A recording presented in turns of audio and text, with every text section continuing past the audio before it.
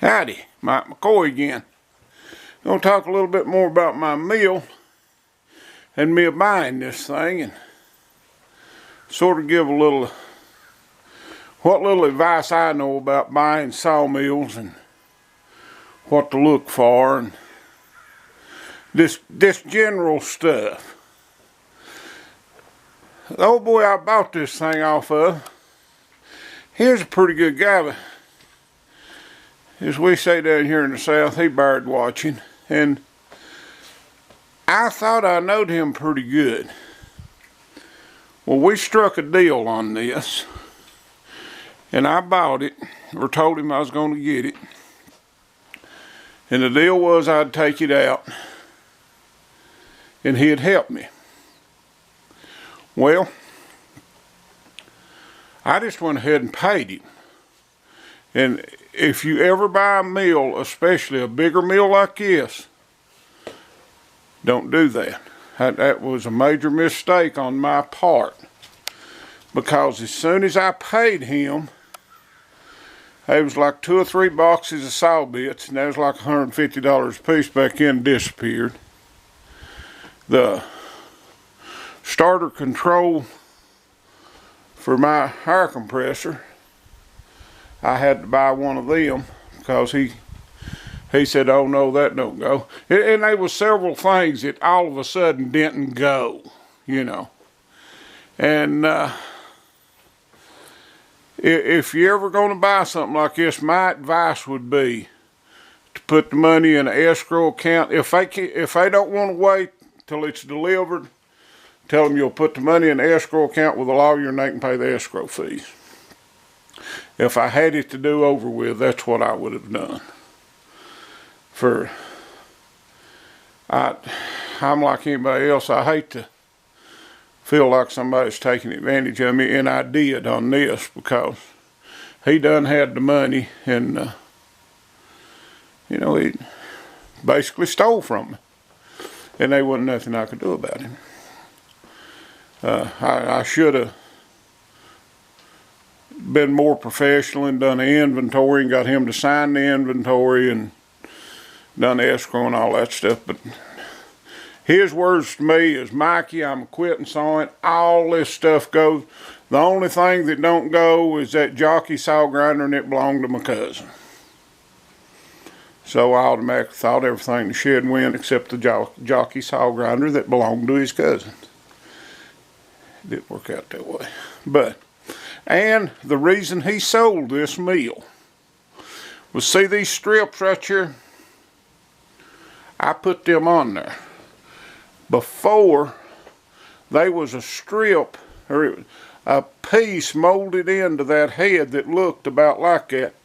And it was wore back in there, plumb back.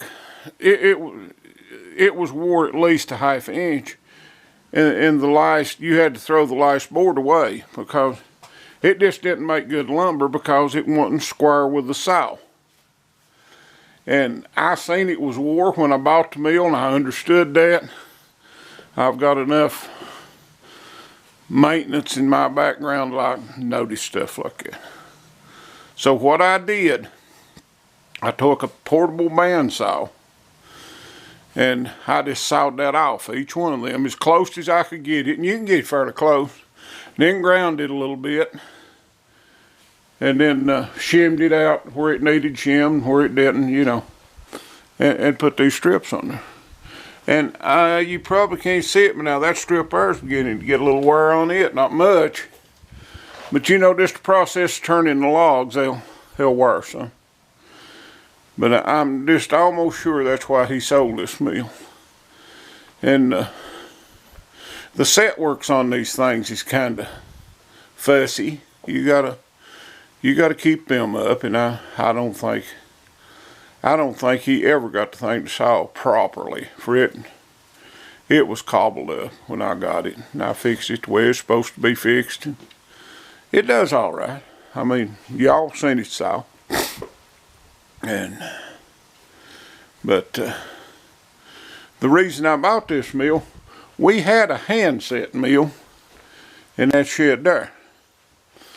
And Chad had turned 18, and it was my dream for him to help me in the sawmill business and us build a good business up. And, you know, he'd have something to be proud of and all this bullshit. Only problem was Chad didn't like sawmilling. He liked pleasing me. And, you know, he just didn't like this kind of work, and everybody don't. And it was my dream, it wasn't his. And I finally realized that in probably about 2006 or 8, somewhere around there. And he got out and got him a job, and he's been happy ever since. He works for North Fork Southern Railroad, makes good money, and gripes all the time because he's happy. The more he gripes, the happier he is. But that was the reason me buying this. And the chipper, I bought it separate, and we had a chipper and a screen and a conveyor and everything, and I just run the chipper now, for we no longer sell chips to the paper plant. So that's where that's at. And I bought this edger. This edger was part of it, and the power unit and the air compressor. But if I had it to do over with, I doubt I would have bought this mill. Just simply because I don't like to be hoodooed. It's a good mill. It has served me well. But just the bullshit I went through when I bought it still kind of sticks in my craw, you know. For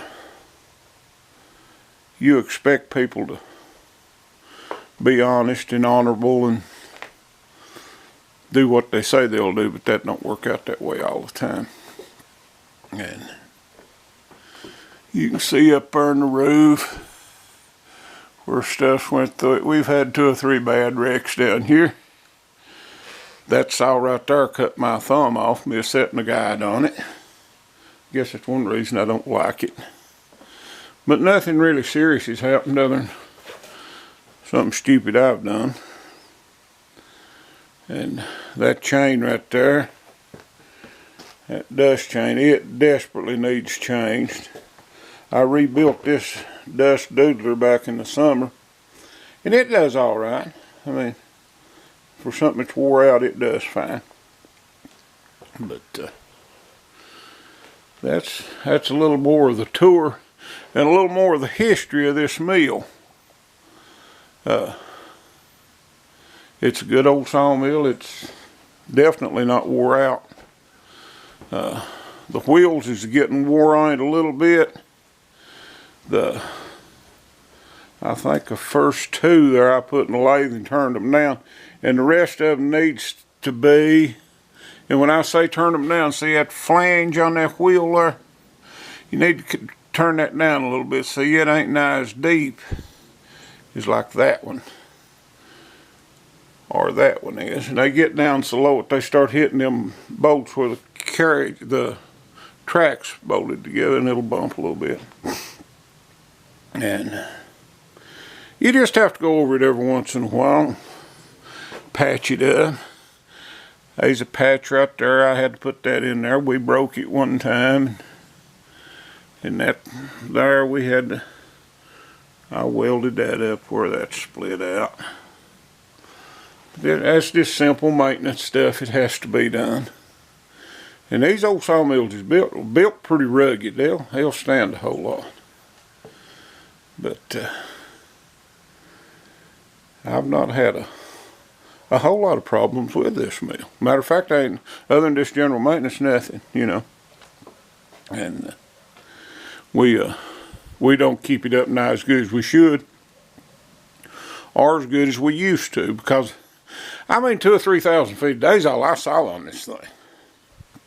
So it ain't gonna work like that. I have had to change that wire that follows along that there and goes back to the cab. It just twisting and turning over the years. It started breaking down. But that's the story on my old sawmill and me buying it and the reason I bought it. And I'm glad I did. it's definitely been a good experience. And Mother loves Sawmill. And back in the day, we had this. We had a road tractor. We had trailers for it. Had a triaxle log truck with a knuckle boom on it. Skidder. We could do pretty much anything we wanted to do. And did. And had real good luck with it. But I finally understood that this just wasn't what Chad wanted, and I respected that.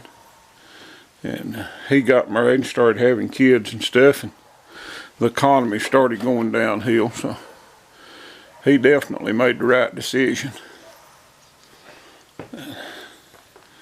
There's my old blade. I need to sharpen him. I'll sharpen that in the morning. Get it tuned up.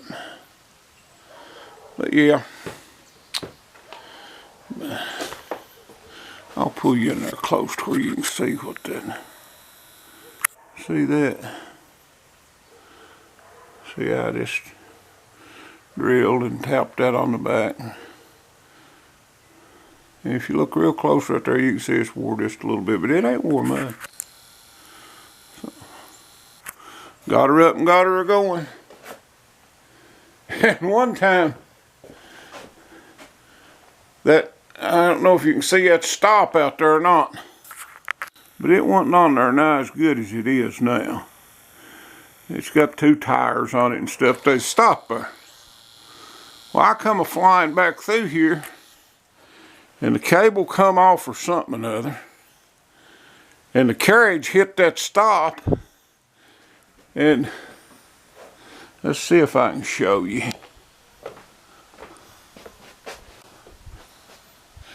Right yonder. Go out through here. See that bend and that? It's hard to tell from with a camera, but there's a bend in that arm. Right there, you can see it pretty good. That's the only thing that kept that carriage from going back there in the weeds. That bend hit the top of that right there.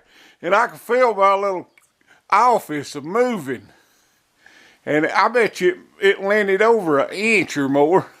And I'm thinking, we're going to turn over here. But it finally sprung back and pulled it back up there. And I took that thing off and I welded it up where it's supposed to be. Now if it does hit it, it don't break off. But now that could have been a bad wreck right there. But I just thought I'd show y'all that. Yeah. You can't, you see the bend in there.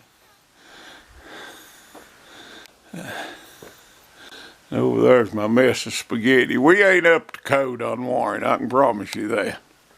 Hopefully we'll get this thing fixed tomorrow. That's my little visit.